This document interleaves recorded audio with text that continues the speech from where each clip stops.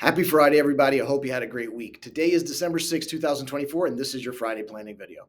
There's a lot to go over with you about planning as we approach the end of the year, but all eyes now seem to be on a letter to shareholders that Warren Buffett just wrote and the estate planning tips that he spoke about. Warren Buffett shared valuable estate planning insights that can benefit actually individuals across various financial backgrounds.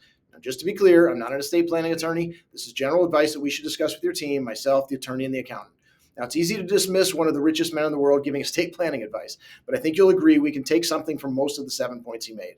First, and this actually goes along with a few of the others, but to hold with his list, we'll keep them separate.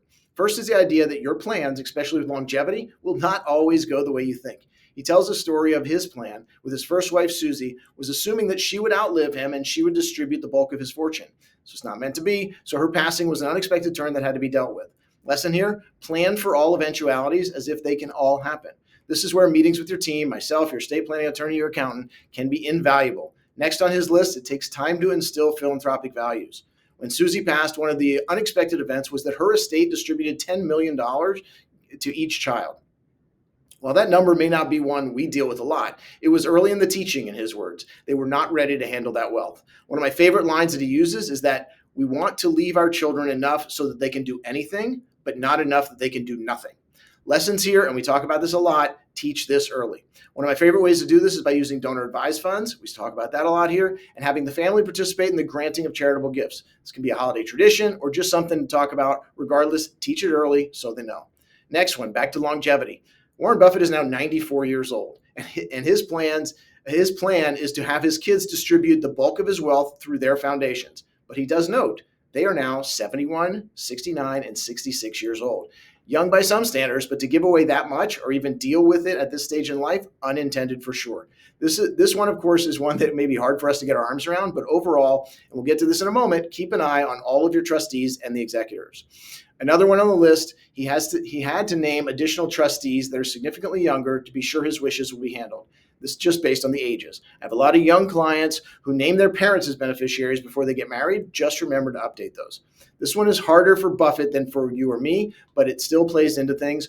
When you're a giver, you can easily be regarded as a target of opportunity. His fear, which is important for any of us, is that someone will prey on that and try to convince one of the trustees to do something that the others are not going to agree with.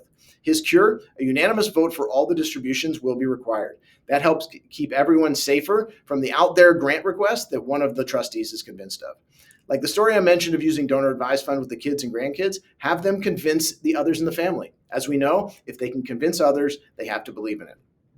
The last two are getting the most press, and they should. I've spoken about this a lot. The will, and in the event the will is handled by an alternative or an additional estate plan, it should be open with the heirs. This is important. I see this way too often that the heirs don't have any idea what the will or the estate plan says. This is often done with the idea that the parents don't want to cause trouble with the siblings while they're alive.